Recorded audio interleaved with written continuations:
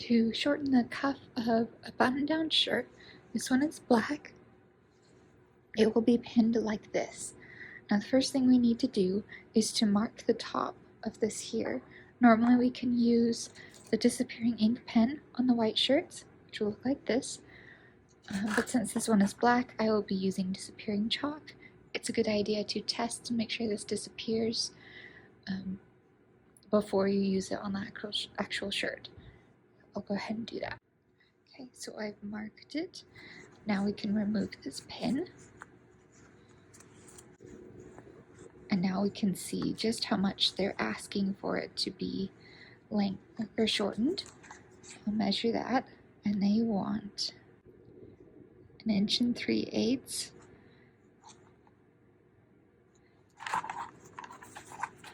You need to check on this side how far that comes up on the placket. So 1 3/8 inches-ish will be about to here, and that will be perfectly fine.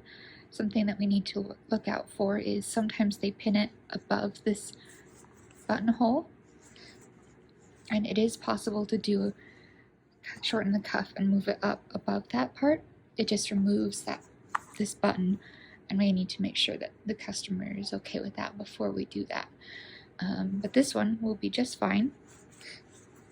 And so we will need to mark 1 3/8 inches above this top part of the placket the whole way around with our ruler. So here it is marked the whole way around. Something that I will do is I will pin down these pleats here just to make sure that they stay semi in the place they're supposed to. But if it comes down to it, if the circumference of the cuff is different, once we sew this back on, then we can adjust these pleats to allow it to fit again, because we can't adjust the cuff at all. So, and I will also unpick this as well. This is what unpicking it will look like. I also marked right along the edge of the cuff on the bottom here to gauge how much seam allowance to leave, which is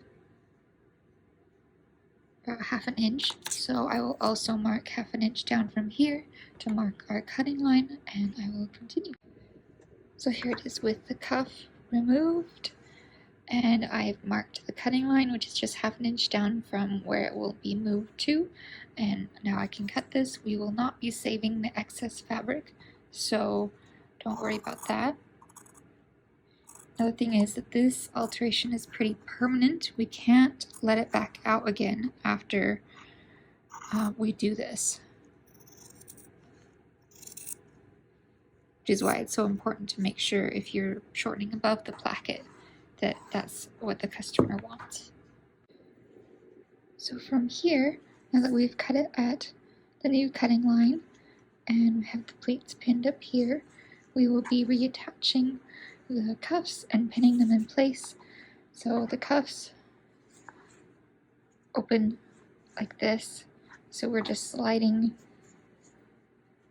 the sleeve into that space, and as we take it to the machine we'll be top stitching where the original top stitching was. Something to remember is to remove the threads left over from unpicking, since this will be very visible. Something I like to do is pin this side first and then come do this side, then come back and finish this part. That way if you need to adjust the pleats you can. One more thing is that when lining these back up, the cuff has to have a buttonhole matching on this side, otherwise it won't quite work right.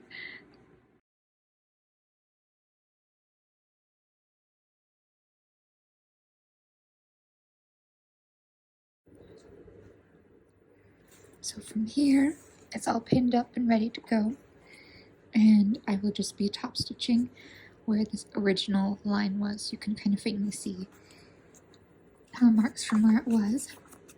Make sure it lays flat.